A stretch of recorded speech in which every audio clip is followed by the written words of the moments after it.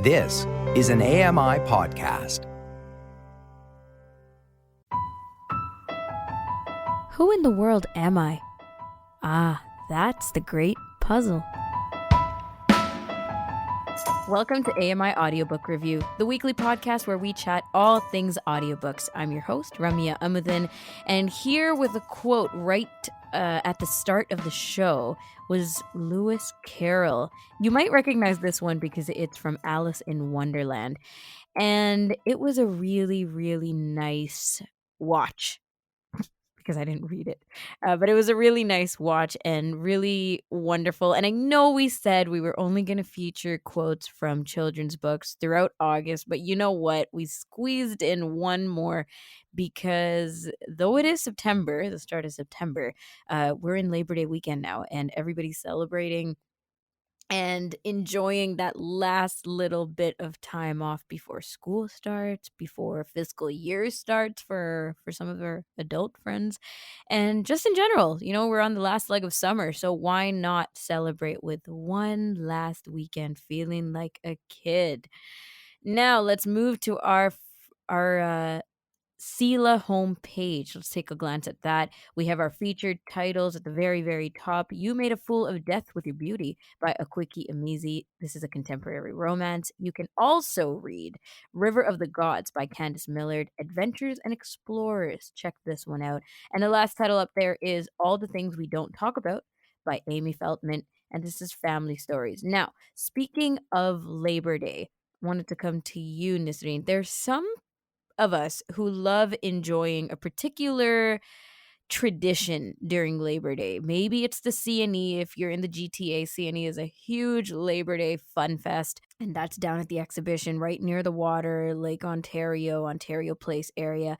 And I mean, for us growing up, that was always a pretty big deal going to CNE over the Labor Day weekend because we get to get our back to school supplies and our back to school fits for that first day back.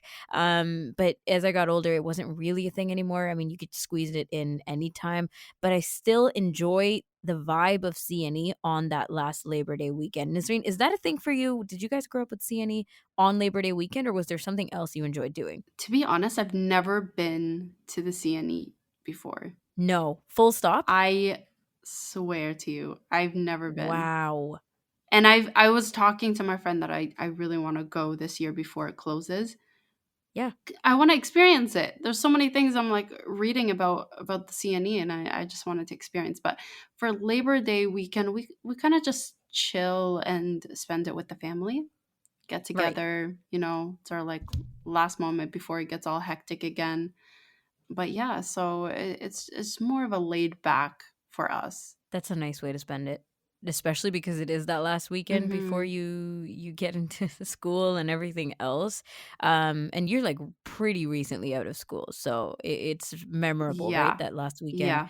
Um, I like that idea of it being more relaxed, but yeah, CNA's always been a staple. I'm quite intrigued that you've never actually visited the CNA because you grew up in the GTA, right? I did.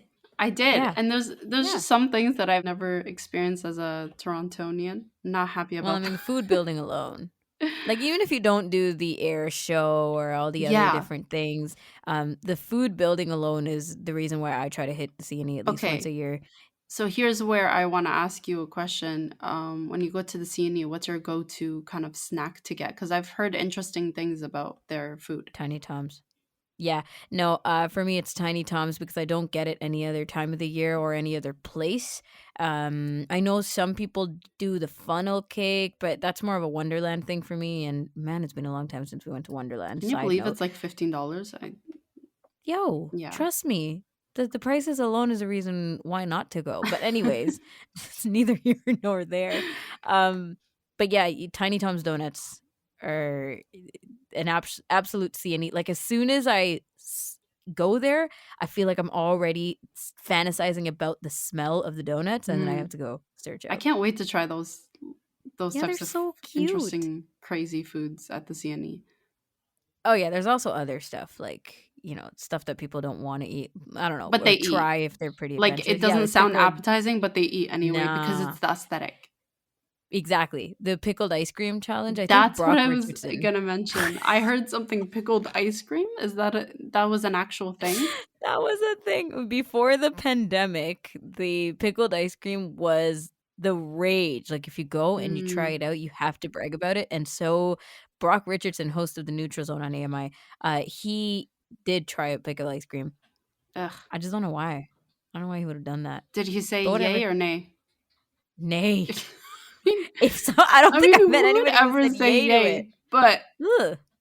yeah, Maybe that's online. Those guys are liars. yeah, yeah, But yeah, I mean, regardless, there's stuff to try if you just feel like being silly or yeah. adventurous or just crazy. But if not, there's like actually good food too, Hmm. you know? So anyway, awesomeness. Thank you so much. Maybe this year you'll get to go to CNE. This is AMI Audiobook Review. If you want to give us your recommendations and or commentary on some of the things that we talk about on this podcast, where we chat all things audiobooks, you can do that. 1-866-509-4545 is how you can get a hold of us and leave us a voicemail. Feedback at ami.ca is where you can send your email comments and inquiries. And you can also find us on Twitter at AMI Audio. I'm the host of the show, Ramia Amuddin, here with Nasreen Abdelmajid. And it's time for us to talk a little bit of literary news and featured titles with our friends from the Center for Equitable Library Access. Karen McKay and Theresa Power are joining us to start off the month. And Theresa is the content and access librarian. Karen is the communications manager at CELA.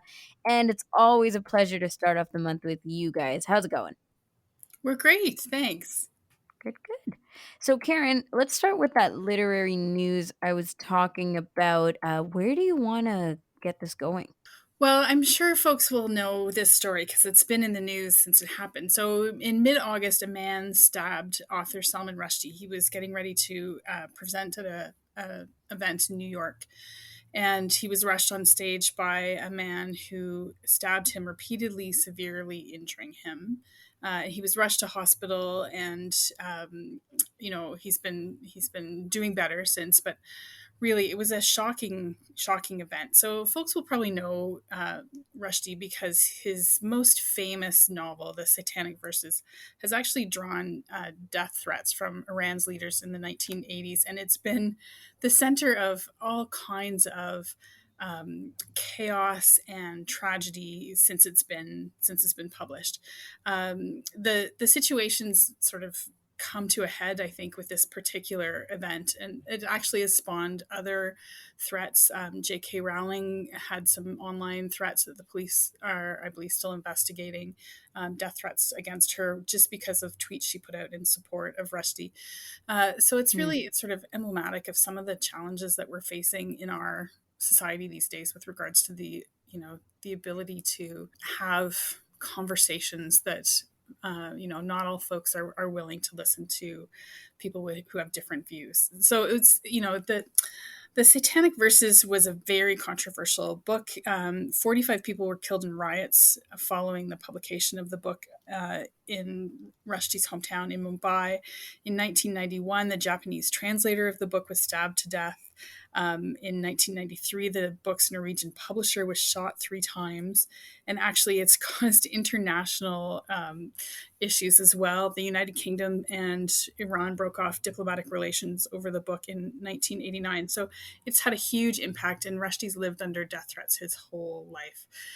So I think it's an important book for us, or an important situation for us to talk about as book lovers, about the value of free speech, the importance of authors being able to write and express views. I wanted to highlight 3 of his books. So one is The Satanic Verses, which folks are probably aware of. It's a story of 2 actors with Muslim backgrounds, and they're flying back from England, and their plane is hijacked, and it ends up exploding over the English Channel. And the other folks on the plane die, but these 2 are magically saved as they fall to earth, these 2 characters. And then they have this sort of fantastical transformation. One of them takes on the personality of the Archangel Gabriel, and the other takes on the personality of the devil. And they have to overcome these violent personal conflicts to survive the catastrophe. It's a tale of good and evil. And if you haven't read it, it's one of those cultural touchstones that I think people know about the book, even if they've never read it. But he was a celebrated author before that book was written. His book called Midnight's Children, which was published in 1980, I believe, won the 1981 Booker Prize. And it's a story about children born at midnight on the eve of India's independence were endowed with these special powers and these extraordinary talents, really. And they are also all connected to one another. I think there's 1,000 of them, of these children. And it's a loose allegory for events in the partition of India in 1947. Again, that was a controversial book, but it won not only the Booker, but the Booker of Bookers, which is an award that they give on anniversary dates. I think it's the 25th and the 40th. So out of all of the Booker Prize winners, he won the best of those Bookers twice. Yeah. So he's a really influential author. His most recent book is a book called Languages of Truth, and they are essays written from 2003 to 2020. It's another one we have in our collection. And in one of the interviews he did in promoting this book, he said, "So truth is a battle, and maybe never more so than now," which I think is probably a fairly astute observation. So if you're not a fan of his fiction, you might appreciate his essays and his criticism. He's a brilliant man. He's an incredibly gifted writer, and also a very deep thinker. And so I don't think these are beach reads. Like, this is not the kind of thing that you're going to go into lightly, but I think it's very important work, especially given what's happened to him in the last month. Yeah, and just overall, right, Karen, if for people who may not even be familiar with him, I think it's just something incredible to think about. We talk about celebrities and the security and safety of celebrities all the time, and just more recently thinking about like the royals and all that kind of stuff. But eh, authors, not necessarily top of mind, but when you think the kind of work people do when they put out writing that they know is going to stir the pot, is going to be controversial, but that freedom of expression that you're discussing, it is a lot. It's a lot for people to be able to sleep at night, I think, after putting out work like this, and especially in nowadays, because everything's on social. People's opinions are absolutely not filtered. Everything is out there all the time. So quite literally how dangerous it is. And you're not just sitting there, keeping your fingers crossed. You can tell, you can scroll down and see how much hate, if you will, but just how much expression there is in general about your work. Absolutely. And we see that. We can get into a long conversation here, but we see that with some of our journalists, right? Especially the female journalists get a lot of this online. Well, you guys would know this sort of thing, right? Like they're some of the attacks, the personal attacks against journalists who are reporting the news. And then, we contrast that with, Rushdie was in hiding for decades, I think, for years at least. Trying to survive the call for his death by the government, or the quasi government.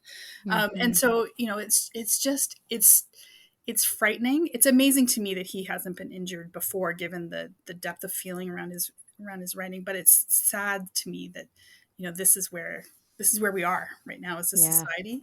And that we always say the written word has power, but it shouldn't have, it shouldn't have deathly consequences, right? No. What you write shouldn't have deathly consequences.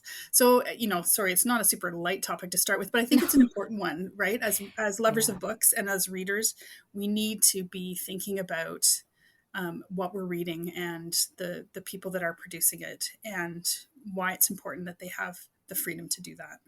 Yeah, and I think you said it beautifully, because we talk about the censorship of the books themselves, the content itself being available, but not always do we tap into and what happens with the authors, with the publishers, with the supporters. So really interesting. So thank you for bringing that up. Let's move to our featured books from you guys, and we're talking about award winners from the fantasy genre today. So Karen, to kick things off on like the inspiration behind this, let's talk about the Aurora Awards. Yeah, so they were announced, the winners were announced for the Aurora Awards in mid-August, and they recognized the best Canadian science fiction and fantasy literature. There are a long series, a number of categories. We're just going to talk about 3 of them today, but they've got, there's graphic novels in the collection. There's all kinds of different kinds of books that are recognized under this award.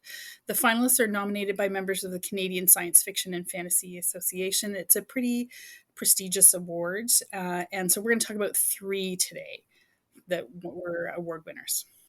Okay, Theresa. So let's start with the first featured title, Jade Legacy. So it's a little bit difficult, I guess, to start talking about the third book in a series, which is what Jade Legacy is. But I mean, that's totally okay.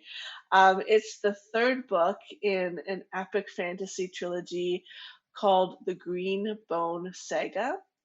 And the trilogy follows the intergenerational conflicts of rival clans, which possess supernatural abilities, and they are vying for dominance in a Hong Kong inspired imaginary island. The series has an immersive East Asian setting that combines a lot of really great things: political intrigue, mafia style family drama, and martial arts fueled action sequences.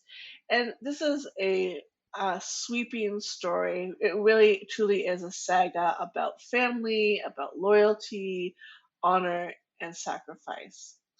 So in Jade Legacy, the third book here, we see this continuation of conflict that has happened in the first 2 books over this magical jade. And I guess I'm kind of spoiling it here for people. Cover your ears if you don't want to hear the spoiler, but we now know in this third book that the jade is magical, and this is what is giving people supernatural abilities. So this book starts a year after the events of the Jade War, which was the second book in the series, and the book spans more than 20 years. Um, and we also see a real shift in this book as well. The older generation, the ones that really have been fueling the conflict in the first 2 books, is starting to slow down. They're starting to Hmm. retire, they're starting to die, and we see this younger generation coming coming up in this book and really looking for a way to end this conflict that's been happening over generations, really once and for all. So, like, quite a shift in this book. So I think that this book will really appeal to people who are into plot-driven stories, large casts of characters, lots of world building. Think like the easiest things that come to my mind are, like the Lord of the Rings, that has a huge cast of characters and tons of world building, and different made up languages, or even like Game of Thrones, same thing, large cast of characters, lots of world building. You have to want to keep up with all those different characters and all those different places, and all the different subplots that are happening within the book. So I think that if you like books like that, real sagas, you'll really enjoy this trilogy by Fonda Lee. And is this typical for a book by Fonda Lee? So I read one book by her called EXO, and it was a YA book, and I read it a number of years ago, and I would say it was the first book, I believe, in a series as well, and the same sort of elements, but for like a YA audience. But I would even argue that and as an adult, I read it and I was really blown away by it. um, I see the same elements here. The saga, this world building, not so much like the hugest cast of characters, I would say, in comparison to like the Lord of the Rings or Game of Thrones. Um, but you definitely get this sense of like this this big world, and she made up like all of that, the components of that, and it's definitely a fantasy book that involves action, and involves war, and involves aliens as well. Wow. Yeah. Okay. So definitely it encompasses elements of fantasy that people Yeah, are absolutely. pretty much already familiar with. Yeah, absolutely. I don't know if I'm sure there are YA sagas. There have to be. I certainly have read a lot of YA books myself. I don't know if sagas are typically left for the adult audience, but I mean, Mm, there's definitely elements from EXO that I see here in these books as well. hmm Karen, how about the annual migration of clouds? Yeah, so this book is written by Premi Mohammed. She's an Indo-Caribbean scientist and speculative fiction author based in Edmonton, Alberta. And she has an undergraduate degree in molecular genetics and environmental science. So she knows, the science fiction, the science behind the Hmm science fiction. She's pretty solid there. So this book actually won for the novella category, and it's set in Alberta. It's a post-apocalyptic book.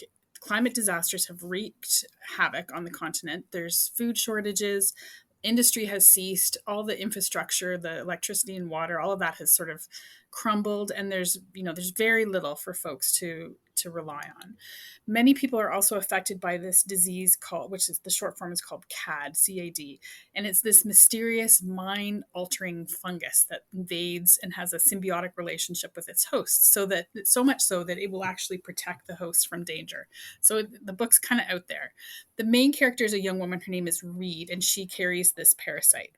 She sort of unexpectedly gets accepted to a university, and the university has been bubbled. So it's sort of encased and it's been protected from these environmental disasters. It's one of the last remnants of pre disaster society left on Earth. So she gets an offer to go away to university, but she can't. She's trying to navigate, can she leave her mother and her community that rely on her? Is it fair for them, fair for her to go, fair to them for her to go? She has these skills, and she has roles in the community, and leaving means potential harm or hampering for the rest of the group. And so that kind of raises a very interesting question in the book. Can you do something for yourself when your community depends on everyone for survival? So this is the basis for the story. It becomes an exploration of survival and friendship, of memory and regret, and of fear of the unknown, of the potential danger that Reed might face if she leaves this community and has to travel a few days in order to get to the university. It paints a pretty bleak picture of what climate change and environmental disasters could eventually bring, but it's also, I think, a portrait of sort of human determination to survive and to grow, and to maintain those community connections. It's beautifully written. It's very character driven. It's not a lot of sort of heavy action. It's more sort of a cerebral kind of book. It's definitely going to make you think about climate change, about your connection to your community. It's a short one. It's just a novella, but I think it's one of the ones that definitely folks will want to pick up if they like science fiction and fantasy. It's a great book. Yeah, and as you say, because it's very highly character driven, it makes sense because you're asking yourself these ethical questions, which I'm sure the parallels the character journey as well, right? Like Exactly. your Yeah, moral compass test. it's a Yeah. very interesting way to delve into some of these questions, not only about climate change, but also about just the nature of human nature, of fear, of connection. Mm. So yeah, I think it's well worth picking this one up. So we can get to one more featured title. Teresa, let's talk about Iron Widow. So Iron Widow is an Asian influenced fantasy book. It's filled with lots of action and world building. It's marketed towards an older YA readers, so think like, your 10, 11, 12-year olds, so like 16 to 18-year olds. Um, and because I think the complexity in the story and also in the writing, but I definitely think that there's adult crossover potential here. It would be enjoyed by both audiences. So the book follows a young Zishin who is avenging her sister's death after the sister is killed in an air battle against aliens. And by avenging her sister's death, she becomes what they call an Iron Widow, a much feared kind of female pilot. I think if you enjoyed the series Crown of Feathers, which is a more recent series of books by Nikki Pao Preto, or even, like Ender's Game, an oldie but a goodie by Orson Scott Hmm. Card. You might enjoy also picking up Iron Widow as well. That's awesome. I'm so excited. This is a really great feature to kick off September for people who want to check out some fantasy, some science fiction, and I love the explanations too for why we pick these books, or what they offer. If you're not totally into fantasy yet, I think there's still some appeal. You guys, thank you so much for joining us at today, but also at the start of every month to kind of kick things off. Appreciate it, and we'll talk to you in October. Have a great month. Thanks so much for having us. Karen, McKay, and Theresa Power of the Center for Equitable Library Access joining us. We talked a little literary news and featured titles from the Aurora Awards. That's it for today's episode and this week's episode of AMI Audiobook Review. Until next week, happy audiobook listening.